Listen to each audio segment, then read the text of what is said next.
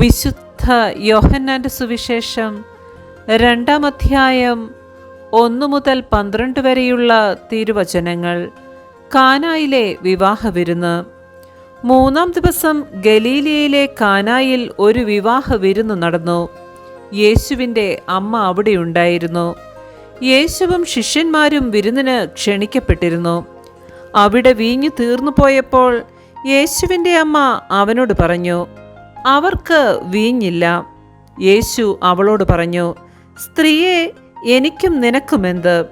എൻ്റെ സമയം ഇനിയുമായിട്ടില്ല. അവൻ്റെ അമ്മ പരിചാരകരോട് പറഞ്ഞു, അവൻ നിങ്ങളോട് പറയുന്നത് ചെയ്യുവിൻ.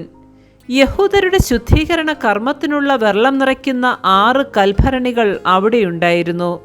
ഓരോന്നിലും 2-3 അളവ് കൊള്ളുമായിരുന്നു. ഭരണികളിൽ വെള്ളം നിറയ്ക്കുവിനെന്ന് യേശു അവരോട് കൽപ്പിച്ചു. അവർ അവയെല്ലാം വക്കോളം നിറച്ചു. ഇനി പകർന്ന് കലവറക്കാരൻ്റെ അടുത്ത് കൊണ്ടുചെല്ലുവിനെന്ന് അവൻ പറഞ്ഞു. അവർ അപ്രകാരം ചെയ്തു. കലവറക്കാരൻ വീഞ്ഞായി മാറിയ ആ വെള്ളം രുചിച്ചു നോക്കി. അതെവിടെ നിന്നാണെന്ന് അവൻ അറിഞ്ഞില്ല. എന്നാൽ വെള്ളം കോരിയ പരിചാരകർ അറിഞ്ഞിരുന്നു. അവൻ മണവാളനെ വിളിച്ചു പറഞ്ഞു, എല്ലാവരും മേൽത്തരം വീഞ്ഞ് ആദ്യം വിളമ്പുന്നു. അതിഥികൾക്ക് ലഹരി പിടിച്ചു കഴിയുമ്പോൾ താഴ്ന്ന തരവും. എന്നാൽ നീ നല്ല വീഞ്ഞ് ഇതുവരെയും സൂക്ഷിച്ചു വെച്ചുവല്ലോ.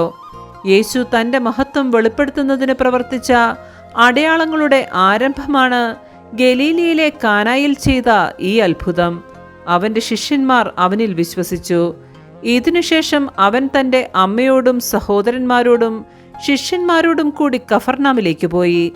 അവർ അവിടെ ഏതാനും ദിവസം താമസിച്ചു. നമ്മുടെ കർത്താവായ മിശിഹായ്ക്ക് സ്തുതി.